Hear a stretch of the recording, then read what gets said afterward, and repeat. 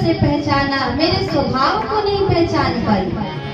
महाराज देखिए, जो विवेकी इंसान होते हैं ना, वो लोगों को स्वरूप से नहीं बल्कि स्वभाव से पहचानते हैं, क्योंकि स्वरूप किसी का कोई भी बना सकता है, लेकिन स्वभाव किसी का कोई नहीं ला सकता। अब देखिए, सती जी ने सीता जी का रूप बनाया, लेकिन उनका स्वभाव नहीं ला पाई, क्योंकि सीता जी राम जी के कभी आगे नहीं चलती थी। और सती जी ने क्या किया, सीता जी का रूप तो बनाया, लेकिन प्रभु श्री राम के आगे चल पड़ी। तभी राम जी समझ गए, पहचान गए कि ये मेरी पत्नी सीता नहीं बल्कि सती है। और वही आज देखिए, गौतम ऋषि कह रहे हैं कि तूने मुझे स्वरूप से पहचाना, मेरा स्वभाव नहीं पहचान पाई। महाराज, इसीलिए किसी को स्वरूप से नहीं बल्कि स्वभाव से पहचानना चाहिए।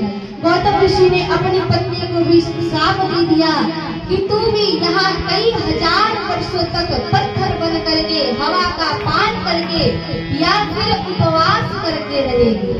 जब दशरथ कुमार श्री राम आएंगे तो तेरा उद्धार होगा। तेरे द्वारा रज कीर्ति विकृति हुई है, इसीलिए इंतजार कर, एक दिन स्वयं रघुनाथ की रज ही निर्मित करेंगी।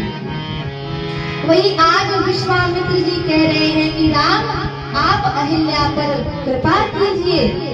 गौतम नारी श्राप बस उपल देह धरि धीर, चरण कमल रज चाहती,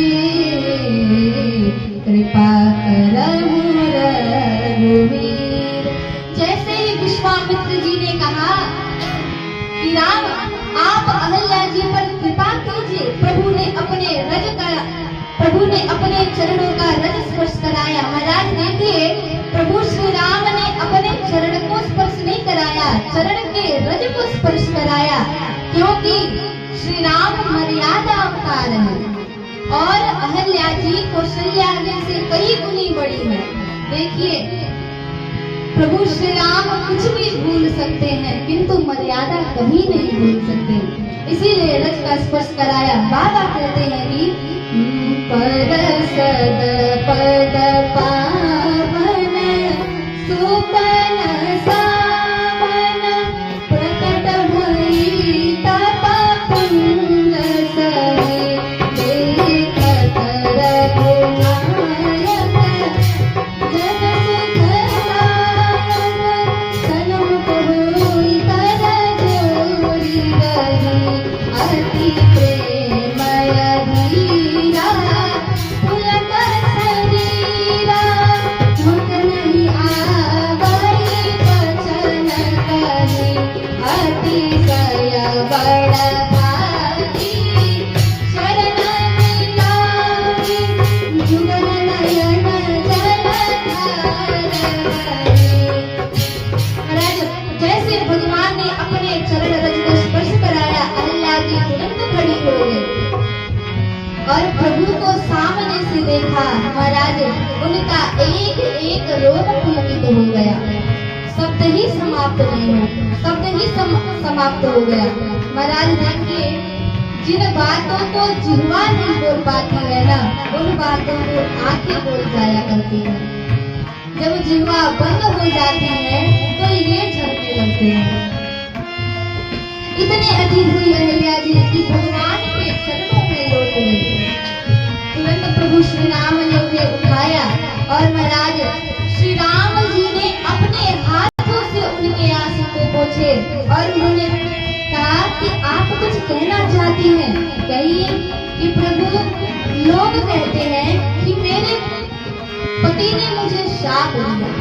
प्रभु श्री राम ने कहा कि हाँ, गुरुजी भी यही बता रहे थे कि आपके पति ने आपको शाप दिया है। अहल्या जी कहती है कि प्रभु, ये गलत बात है।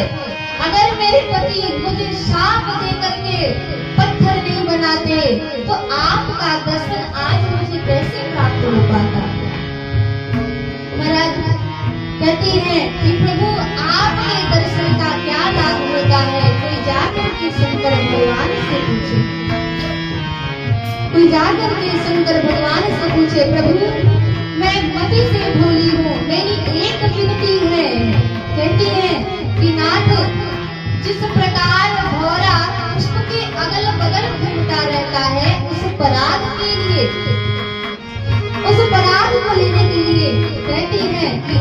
प्रभु मुझे भी भौरा बना दीजिए। आपका पद कमल पुष्प बन जाएगा। आपके चरण रूपी पुष्प का जो प्रेम रूपी पराग है ना, मेरा मन दिन रात उस पराग के लिए ललायित रहे। अर्थात मेरा मन आपके चरण कमल छोड़कर दूसरा मन कहीं नहीं भटके, क्योंकि इन चरणों को मैं जानती हूँ, ये वही चरण है जिन चरणों से गंगा जी निकली है, और उन्हीं गंगा को भगवान भोलेनाथ अपने मस्तक में धारण किए हुए हैं।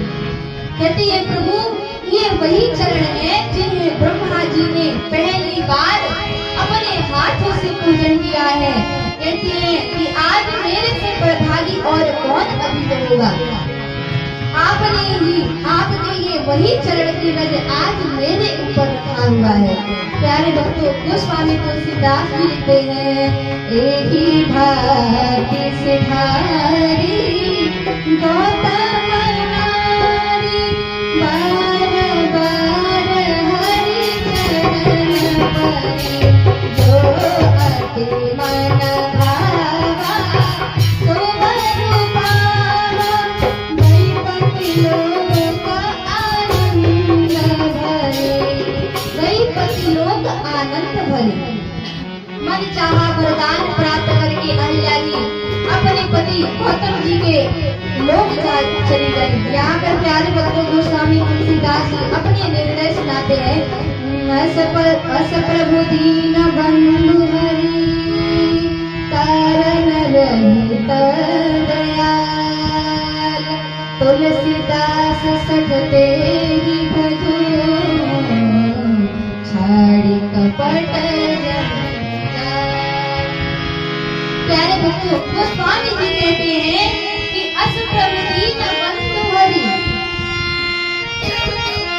ऐसा कौन होगा कारण रहित दयाल। महाराज देखिए, बिना कारण का कोई आपसे प्रेम नहीं करता है। अगर कोई प्रेम करता है बिना कारण से, महाराज वो केवल और केवल माता और पिता है, दूसरा कोई भी बिना कारण के प्रेम नहीं करने वाला। इसलिए तुलसीदास जी कहते हैं कि संसार के कपाट जंजाल को छोड़ करके मन को भगवान के चरणों में लगाओ। बोलिए भक्त वत्सल भगवान